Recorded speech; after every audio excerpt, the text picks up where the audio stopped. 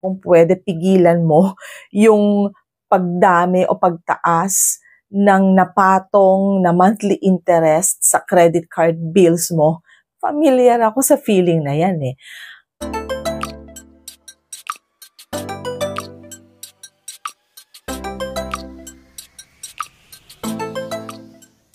So hi everyone, Crisel Morales here. Welcome back sa ating YouTube channel.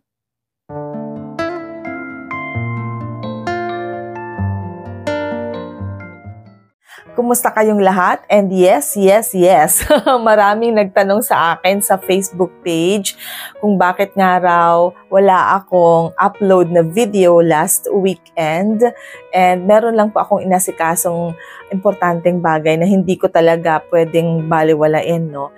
Pero may mga shorts naman tayo last weekend. So here we are for another video, for another content. At I find this topic very essential and very important. Ano nga ba ang topic or ang content natin for today? Ang topic natin for today ay hango naman sa query ni Lauren Aranin. So, hi Lauren, shout out sa'yo. Okay, ang query niya is, hi ma'am, paano ko po kaya maisettle sa bank na may stop na ang monthly interest? Possible po ba?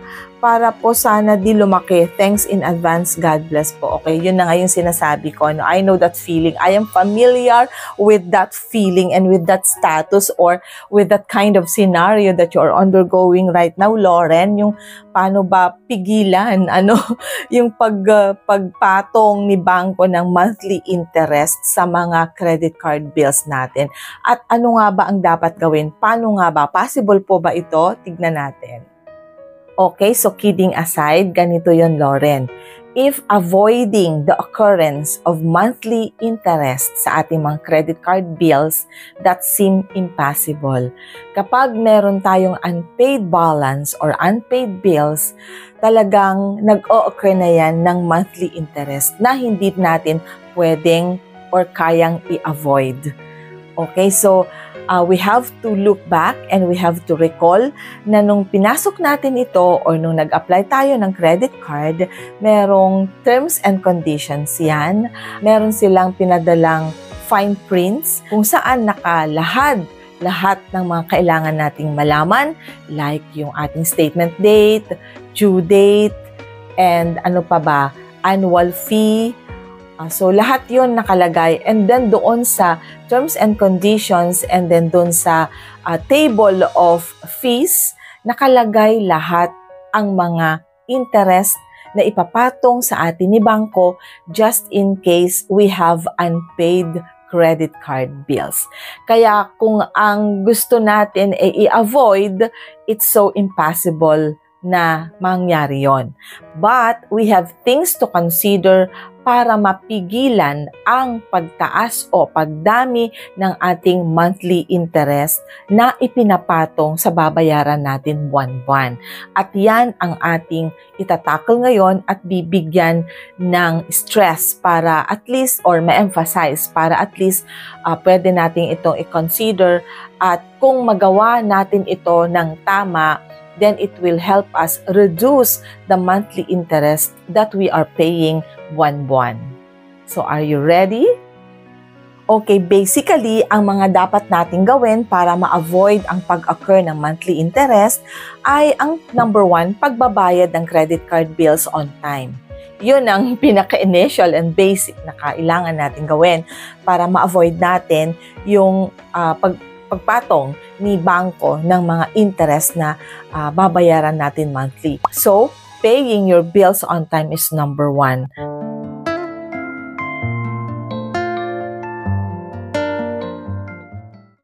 Kailangan din nating i-consider ang number 2. Ano ba ang number 2? When we purchase and we want to pay it in installment, we have to make sure na ipapurchase natin yung product with 0% interest para walang patong na interest monthly. Yon ang pangalawang napaka-importante nating pwedeng i-consider. So, kailangan huwag tayong masyadong excited or overwhelmed sa pag-purchase ng mga products. Kailangan kung babayaran natin ito ng installment, we have to make sure na we can purchase that and pay that in installment but with 0% interest. Yon ang number 2 na kailangan natin i-consider. Now, what's number 3? Okay, number 3 na pwede nating i-consider is the balance transfer. Okay, so kung halimbawang hindi natin kayang bayaran ng buo yung outstanding balance natin sa ating credit card as of the moment, kapag kasi hindi mo binayaran yan, pagdating ng susunod na SOWA mo, malaki na yung ipapatong nila na interest. So another thing to consider is to do the balance transfer. Ano ang balance transfer? Kapag meron ka pang ibang credit card na may available credit limit, pwede mong i-transfer doon yung outstanding balance mo from the other credit card. And then we have to make sure na 0 APR para wala tayong babayarang monthly interest. Kaya lang meron siyang processing fee, like I think it's 3% or 5%. But after that, kapag 0 APR naman, so wala tayong babayaran. Kapag magbabalance transfer tayo, either way, kung kaya natin siyang bayaran ng buo, yung outstanding credit card bill natin, di bayaran natin ng buo para walang ipapatong na interest si bangko next month. Pero kapag hindi natin kayang bayaran niya ng buo and meron tayong available credit card na may available credit limit naman, so pwede natin gawin yung balance transfer. But it should be 0 APR. Okay? Okay, so this is a tip na pwede kong i-share sa inyo, no? Okay, so lalong-lalo na doon sa mga newbie or mga baguhan, lalo na yung mga katatanggap lang ng credit card at kung minsan ang taas ng credit limit. So minsan na-overwhelm tayo, na-excite tayong masyado, and then parang ang feeling natin, kaya na natin bilhin yung bag na gusto natin, yung sapatos na gusto natin, or gusto nating bumili ng bagong refrigerator, washing machine, TV, and all that. But before nating gamitin ang ating mga credit card, we have to make dahan-dahan, no? So, kailangan meron tayong financial plan na gagawin doon sa credit limit na pinahiram ni bangko sa atin. Unang iisipin natin, kung sakaling nagastos ko ang buong credit limit ko for this month, okay, isang month pa lang, nagamit mo na lahat ng credit limit mo. Halimbawang mangyari yon, tanungin natin sa isipan natin, kaya ko ba itong bayaran ng buo next month? Okay? So, yun dapat ang tanong na tatanungin natin sa ating mga sarili. Just in case na magastos ko ng buo ang credit limit ko as of the moment, as of this month, kaya ko ba siyang bayaran next month? Kasi ang billing mo, next month na, pagdating ng SOWA. Kahit meron pa yung 20 to 25 days na grace period, isipin pa rin natin, kaya ko bang i-produce ang 60,000 or ang 75,000 kung halimbawa yun ang credit limit mo? Kaya ko ba yung i-produce next month? Or meron ba akong pagkukuhanan ng pambayad ko for my credit card? Kung halimbawa namang negosyante ka, meron ka bang income na 60 to 75,000 halimbawa lang next month?